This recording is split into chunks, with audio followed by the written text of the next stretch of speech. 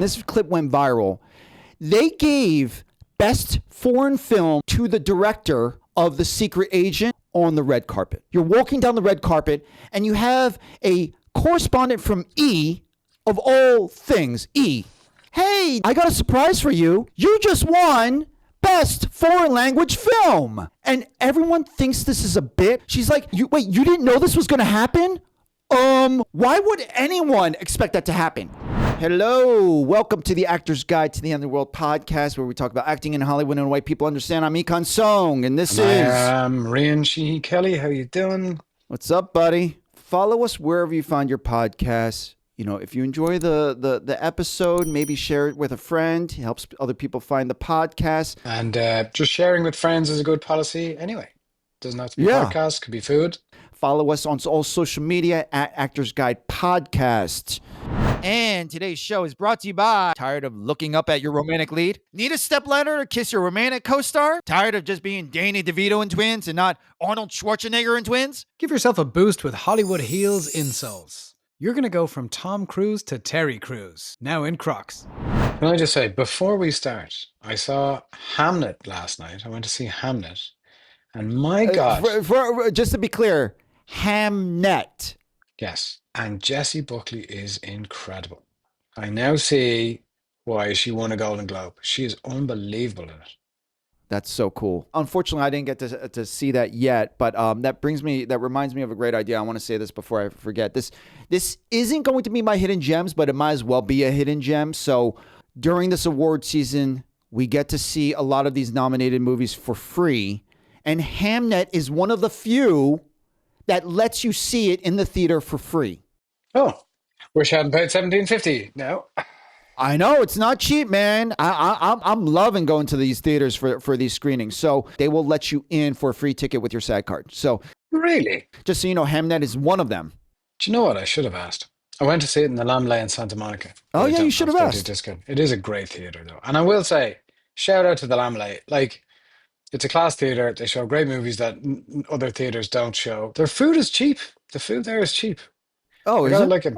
I got a huge popcorn for like $8. Nice. I tell you, I went to see a movie in Ireland. Where's the Supreme? This is not about the movie, but I got popcorn at the theater there in Dublin, and it was the saltiest popcorn I've ever had in my life. I couldn't eat it. It was. I reckon if I ate it, I would have just shriveled up in the seat and died. Yeah. It was inhuman levels of salty.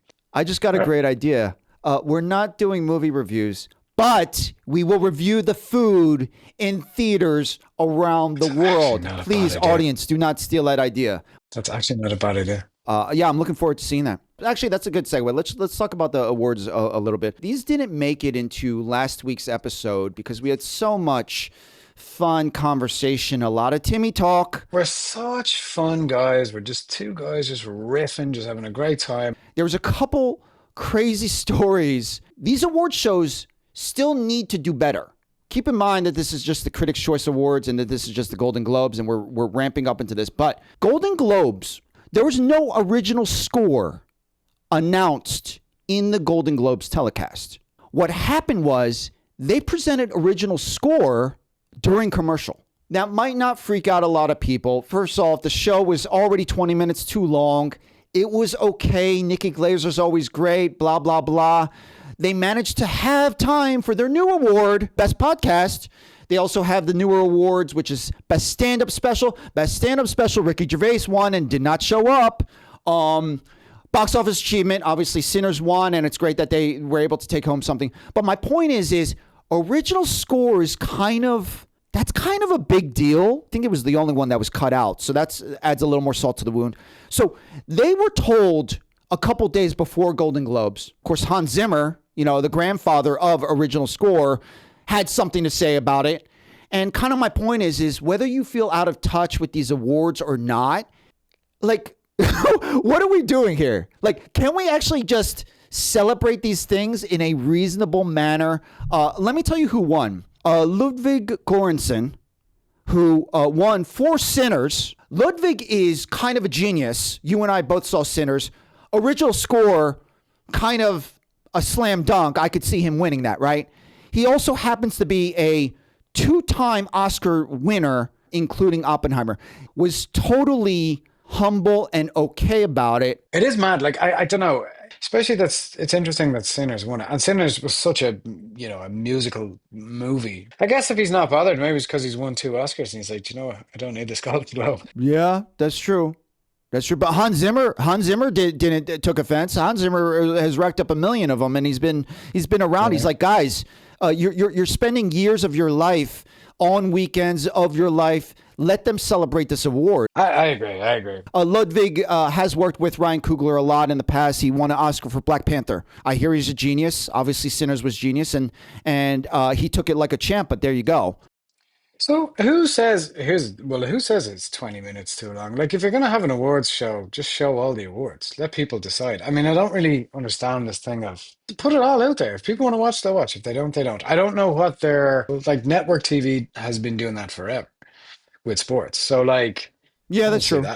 Well, it also could be that network TV finds it harder and harder to get eyeballs on their programming and for people to watch commercials. So when they do have a captive audience, they might as well pack it full of every commercial they can. Yeah, that's a great point. And then on top of it, last week, they had a partnership with Polymarket. So they were showing betting odds. Golden Globes used to be nonprofit. And then now with the new ownership, it's a profit company. And this is what we're seeing here.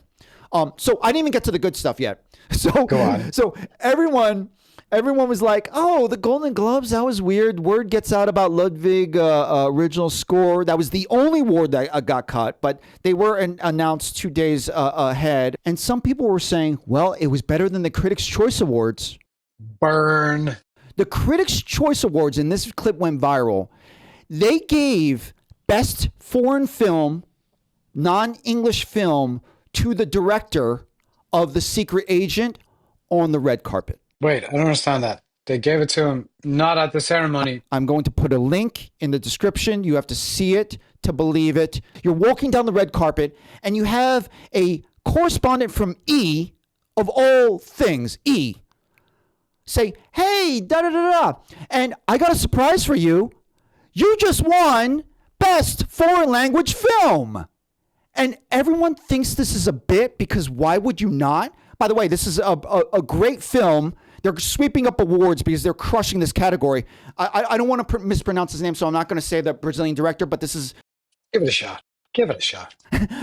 I did the Chinese accent last week. I'm not doing that. So this guy with his wife literally gets handed the Critics' Choice Awards. And he's like, is this for real? He's confused. They're probably already awkward doing the red carpet. Like, I would be awkward doing the red carpet, let alone a freaking Brazilian director in a different language. You know what I mean? So she literally just hands him the Critics' Choice Award. And she's like, yeah, you didn't know this was going to happen? Why would anyone expect that to happen? He's dumbfounded. This is weird. He's holding it. And she goes, well, and back to you guys.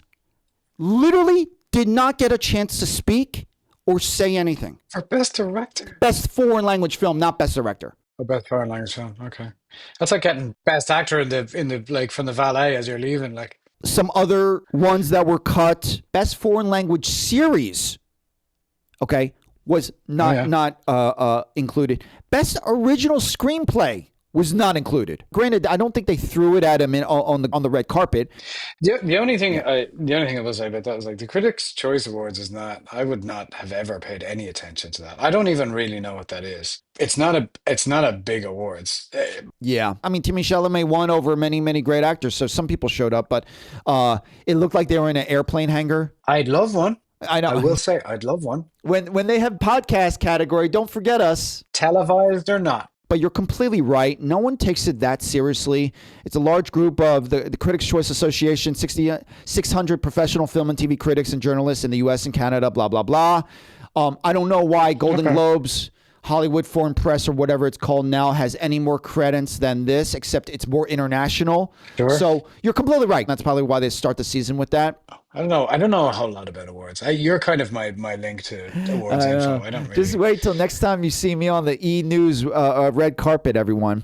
Oh my God, you'd be perfect for that. Econ on E! News. Get out. Oh my God, I never even thought of that.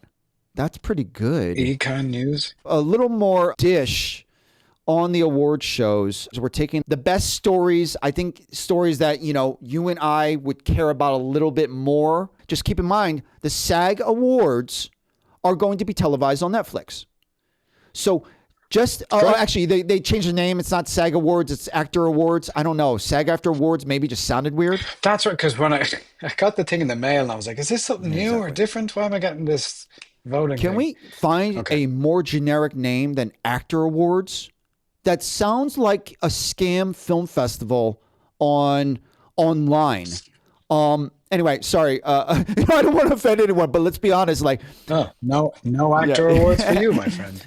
I think it's a great name. I think it's one of the best names. So just keep that in mind. We have this ongoing tension between streamers and Netflix with the union, and yet and it's not free, everyone. You actually need a Netflix subscription to watch the Actor Awards.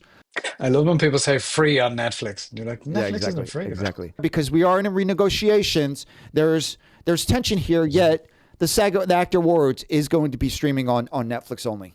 All right. We're just warming up here, everyone. We're just warming up.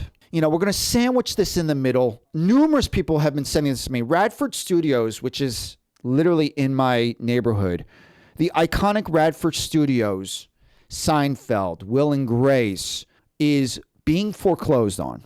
Yes. This is so kind of like when we're, juxtaposing with, hey, let's all celebrate these awards and everything. Then this happens. Hackman Capital is a huge studio player. How many sound stages against? How many studios across the world? I don't know if this is before or after Radford. It was 650. Exactly. 650 sound stages, mostly in LA and New York. They bought Culver Studios years ago, probably 10 years ago. That's $85 million. Manhattan Beach Studios, $650 million. Television City, right in the heart of city, CBS or whatever you call it now. Television City is $750 million.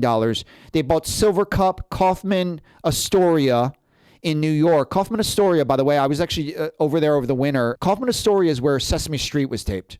So it's really old school. It's really sweet. In 2021, Radford was then bought for $1.85 billion.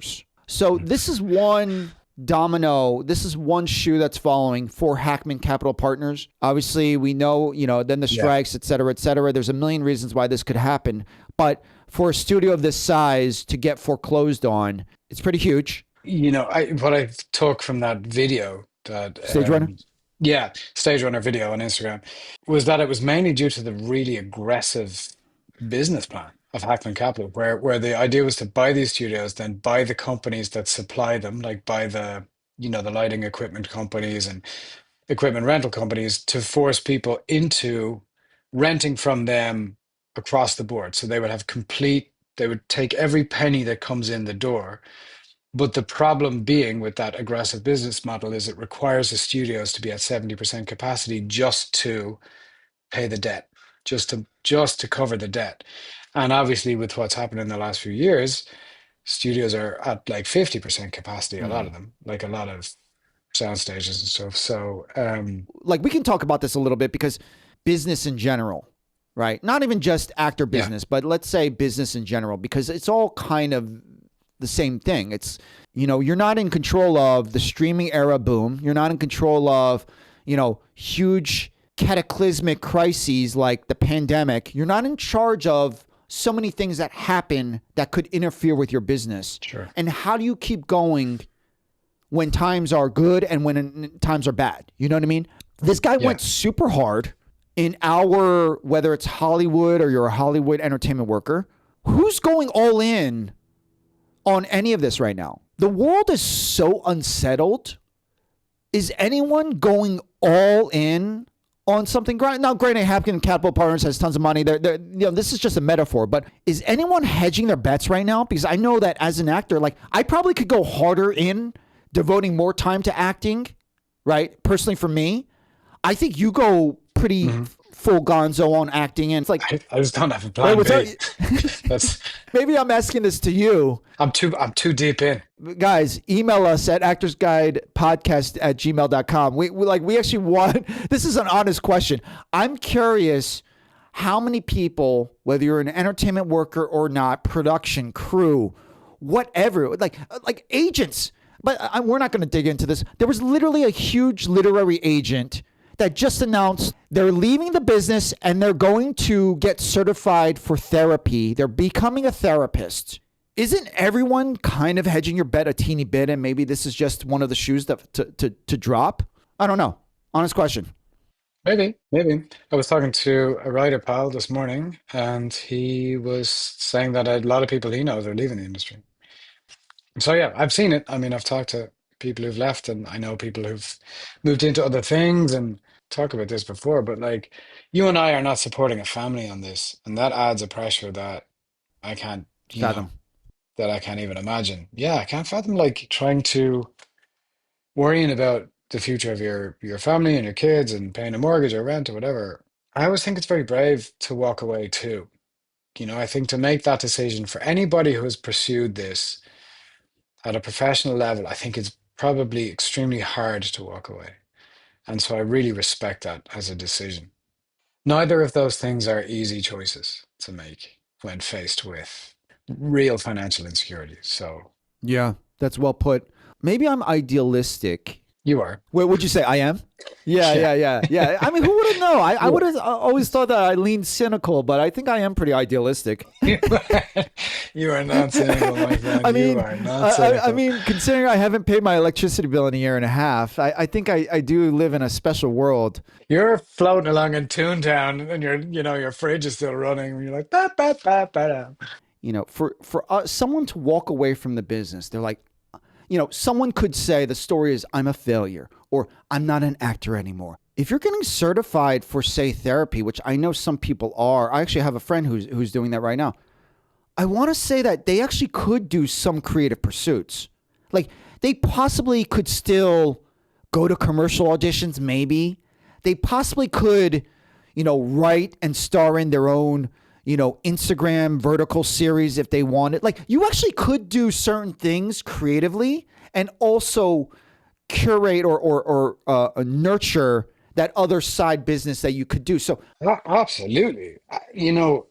I don't think creativity is exclusive to people who do it full time. I mean, it's available to everybody. I mean, that's one thing that the Artist's Way hammers home is that creativity is for everybody. And to acquire different skills and do something else doesn't necessarily mean that you're leaving it behind forever. I know how it could feel like that, but it's not an abandonment, I don't think. And the other thing that I have to take from that is like to remember not to tie my identity too closely to a profession because to say, oh, I'm no longer an actor, well, that's not who I am as a person. I do this because I love it and I'll do it as long as I can. I think that's a mistake I certainly did make in the past, and there's no joy in that. I think culturally in America, because we're driven to work, America in general, or the States in general, is kind of a workaholic, late stage capitalism type of world where people do tie their identity into their profession. Maybe the pandemic and all the craziness that we've been through in the past 4 or 5 years has led to a little bit more clarity where we can kind of remove ourselves from whatever profession we had before and shifting, pivoting, new realizations that happened from the pandemic. But I think that's just sinking in, and it's definitely sinking in for our entertainment workers right now. Yeah, it's funny though with the profession of acting. Like I feel like I go deeper into it every year. Like and I was doing this so as part of the Artist's Way. There's an exercise, and I'm just gonna bang on a bit Oh here. no, Just good. there's an exercise where you break your whole life up into like 5 year increments, and you say like who influenced you in that 5 year period, and it's fascinating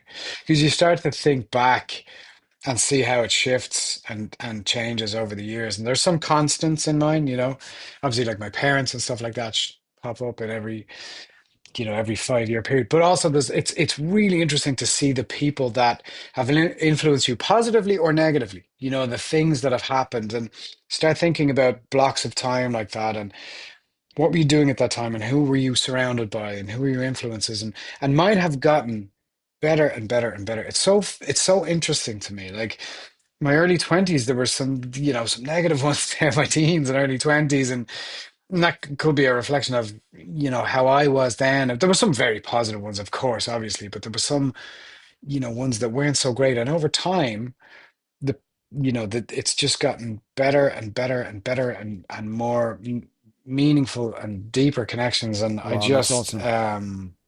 it's a really interesting exercise. It really taught me a lot. I feel I'm very philosophical mood today, so No, please. no, that this is. I think Hamnet threw a little bit of that at me last night, Oh so I'm man, that would have been great if we coming off the both saw back of that. Hamnet. You on that Well, Hamnet but juice right now. I'm on that Hamnet juice. For the first time in my life, I felt like I understood the to be or not to be quote last night. I haven't seen it in the film because I heard it in a different light. I heard it like Paul Mescal performed it really differently than I'd ever heard it, and it just landed with me, and I was like, oh, I really understand that. I really Wow. bear with me, and I don't want to sound too wanky, but the to be or not to be, that is the question. And I was thinking about that, and like whether it is nobler in the mind to suffer the slings and arrows of outrageous fortune, to just let life knock you round, or to take arms against the sea of troubles and by opposing end them. Yeah, it hit me in a different way, and like maybe I'm misinterpreting it now because I'm sure there are people who've like Studied I'm it. sure there's a correct interpretation that I've studied it at length, but for whatever reason it just kind of resonated with me yesterday, and I don't know, I'm sort of about choosing to live or not. I don't know.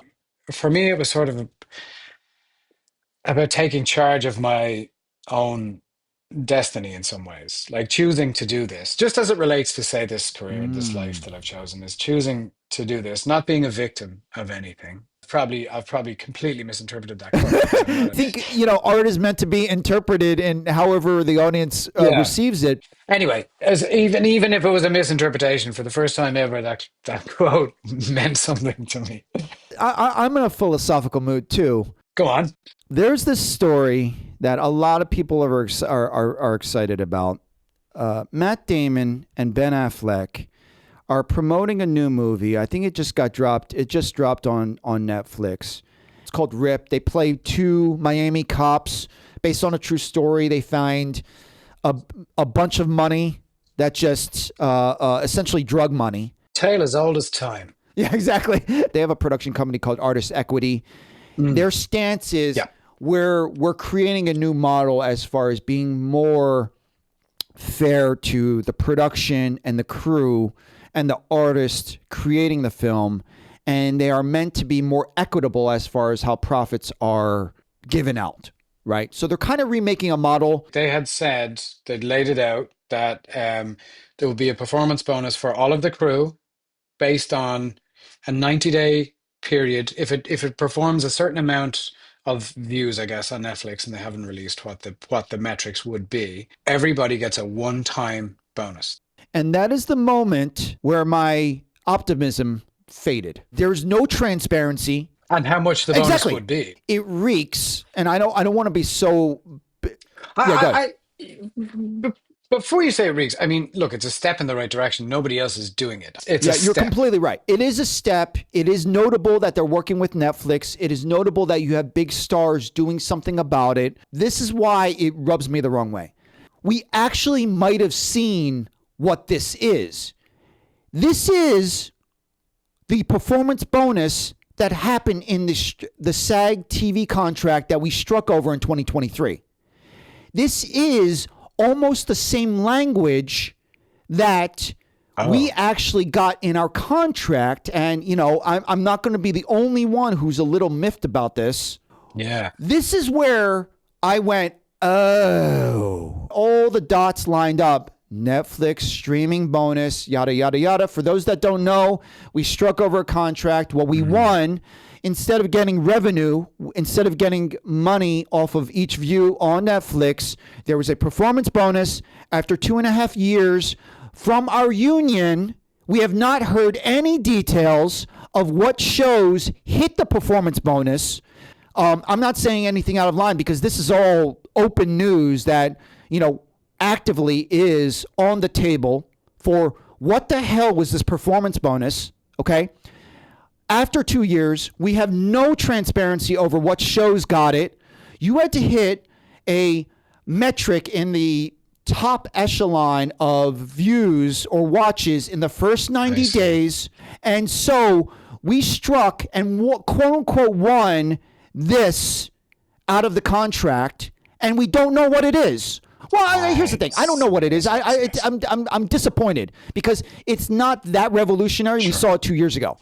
Anecdotally, I talked to someone with that had a hit show or a popular show on Netflix. They actually saw the bonus. Yeah. They were an actor, recur, day player, what have you. The fact that they hit the bonus and they were like, yeah, the check helped. Whatever that means, I met him once. I'm not going to ask him how much he made. That was the only thing I heard. And yet I know many, many, many actors, recur actors, working class actors who said, what the hell is this performance bonus? Saw, heard nothing of it. So here's why I'm muted over this excitement. It was a year ago when the filmmakers from Sing Sing revolutionized and did a new model as far as how they're going to pay crew, that every unit of employee, depending on how many days, it was going to be built into their compensation, that if everyone, depending on how the film did, everyone down the crew, anyone who worked it, including Coleman Domingo as the lead star, we were all going to get paid equally. And this was so groundbreaking. Yeah. Sing Sing was great. Coleman Domingo got nominated for Best Actor. I think there was a handful of other nominations. Anyway, it just so happened that these filmmakers are the filmmakers behind Train Dreams, Joel Edgerton's movies, that is getting a lot of filmmaking awards. We didn't bring in the story because I want to watch Train Dreams. This is what the ball game is, and I get it. It's Ben Affleck, it's Matt Damon. It is not Sing Sing. If we're making this the new normal, I'm going to hold off on me throwing, a party. It is a good step. So the other interesting little tidbit, Artist Equity is it's a production company. The big investor is none other than Jerry Cardinale. Redbird Capital Partners. They own Talent Systems, which owns Casting Networks. And, we're not here to demonize, our favorite Boston boys. This is the world that we live in. It's hard to have, heroes and villains in this weird industry that we are. Redbird Capital Partners is a big investor in Artist Equity. They are partnering up with Netflix for this deal. Yet, interestingly, they are also part of the Paramount team trying to win Warner Brothers from Netflix. Whether this comes into play, this is all just FYI. This is just kind of fun little gossip for rich billionaires. We just got to put in perspective. These are the people who are furthering along the progress of our studio system right now. I want to be optimistic, but this is not Sing Sing, everyone. Not Sing Sing. It is not Sing Sing. What is the main, do you know about Artist Equity as a production company? When it was launched, there was some buzz about. Artist Equity aims to create a new model for creators by providing a talent-friendly, artist-led studio that offers broad profit participation, empowering creators to share in the financial success of projects. So in all honesty, this was always what the mission statement was geared towards. It's just now we're seeing it in action. And also I want to give an update. Word is the ratings and the reviews on Rotten Tomatoes, at the very least, with a couple days streaming now, is really positive. Who am I say? It's more money in the creators' pockets and the workers' pockets. So, hey, good for them. All right. Well, there we go. We did it. Yeah, we did it. Okay. Well, I know my hidden gem is going to be uplifting. Let me just reiterate. I got a bonus hidden gem. SAG Awards, everyone. The show, I think, is in beginning of March. So you have still a month and a half. I mean, almost every studio is on there. You can watch every Apple TV show, Netflix show, Amazon show that is brand new. That is up for actor awards or the SAG Awards or what have you. Guys, get it. Hamnet's giving you a free ticket. Go to see it. If you're in the union, you're paying these dues. Go out, have a good time, watch some of these films. By the way, I think I think this year, and I'm going to go next week, I'm going to go into movies that I've seen. I've been racking them up like I usually do. I think the year's pretty good. There's a restaurant up the street from me called Bun and Me, and it's a banh mi place on Montana Avenue. And This, like, me and a friend of mine were walking past. Mhm. Shout out Owen, who will hopefully be Nice. on the podcast at some point. So myself and Owen were walking up Montana the other day, and we're looking for a place to eat. And this guy was just the friendliest dude. And as a result, we walked into this place and had a lovely little bit of a. I had a like a rice noodle, spicy pork thing. It was fantastic. Anyway, it was a really good restaurant. Lovely vibe, very casual, but just the nicest guy working there who seemed to know. He kept like fist bumping everybody. There's a little window you can order from too, if you want to, as you're walking by. And he kept just like, everybody's going, "Hey man," he was like fist bumping everybody. So he is the friendliest. That's awesome. Um, I do love banh mi puns, by the way. All right, cool. Well, love that. Check that out. We'll put the link in the description. Our hidden gems. If you don't know, this is the way we get to say thanks for watching all the way through or listening all the way through. It's a little nugget. And boy, do I have a nugget for you. So Go on. I have talked about before, I was doing this raisin water kick. Now, here's the thing. There's going on word about cloves. Cloves, okay? I don't know if you... Cloves are great. Oh, you know it. You know the spice. Cool. I know what cloves are, of course. Cool. Well, you're so internationally, you're so, sophisticated. Of course, you know that. Even biblical times, people were selling these spices. These spices were actually super valuable. Now, I do have to warn you, double check symptoms. We're not doctors. We're not double check side effects. They do say for pregnant women, maybe you shouldn't take this stuff. But the whole point is I'll put I'll probably put the link in to the video in the description. You basically make this concoction. I made clove water. I drink it at night. It's essentially a relaxant. It's almost like a sleep aid. It also helps blood sugar management, oral health, skin, digestion. Okay. I've been doing it for 2 days. And you look amazing. Thank you. You boil 5 cloves in water, you let it sit, and you let it cool down. I let it cool down in the fridge, but you let it cool down for an hour. You drink it before bed. Oh my God, bro. I was catatonic. Okay? So I'm doing this every night.